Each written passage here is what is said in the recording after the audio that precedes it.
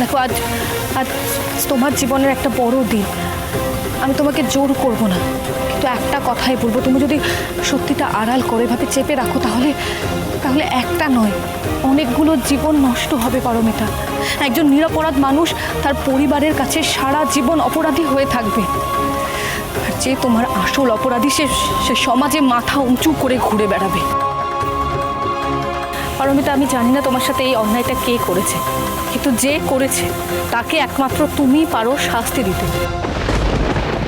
তাকে শাস্তি দিয়ে এই অপরাধবোধ, এই গ্লানির থেকে মুক্ত হতে পারো। এবার বাকিটা তোমার সিদ্ধান্ত পারমিতা। পারমিতা, পারমিতা, চল, এবার দেরি হয়ে যাবে তো। এ কি, তুমি এখানে কেন? আমি জানতাম আমার মেয়ের বিয়ে ভেঙে দিতে তোমরা আসবেই। মা, কেন না জেনে শুনে কথা বলছো? কেন এসছে ও এখানে?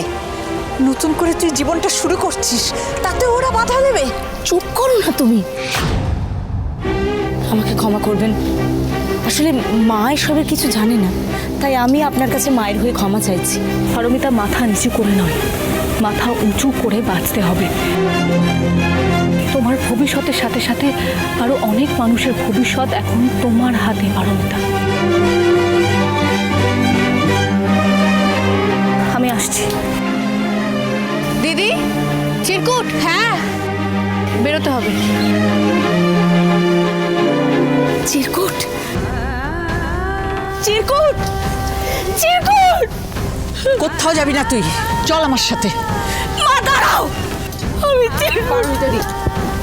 তুই সুধার কথায় দুর্বল হয়ে পড়িস না। একবার ভেবে দেখেছিস, সবাই যদি এটা জানাজানি হয় তাহলে কি হবে? সমরেশদা জানতে পারলে বিয়েটা করবে তো?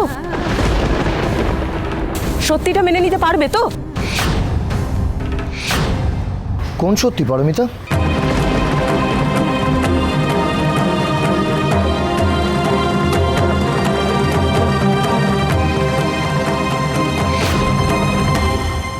বড় খোকা, এই ফাইলে যা লেখা আছে জোরে জোরে সবার সামনে পড়ো, সবাই জানুক যে আমি আমার দাদুভাইকে বিয়েতে কি উপহার দিলাম।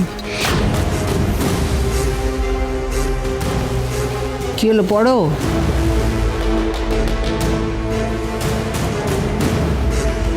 মা এখানে লিখেছে যে তেজ যদি আজকে ইমনকে এখানে বিয়ে করে স্ত্রীর স্বীকৃতি দেয় তাহলে আমাদের কোম্পানি থেকে, আমাদের সম্পত্তি থেকে, এই বাড়ি থেকে তেজকে বঞ্চিত করা হবে।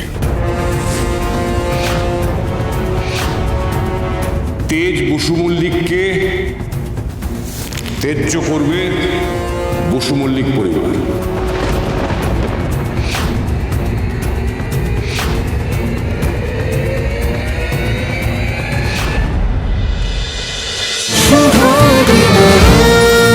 শুভ বিবাহ সোম থেকে রবি প্রতিদিন রাত 10:30টায় স্টার জলসায় ও জিও হটস্টারে।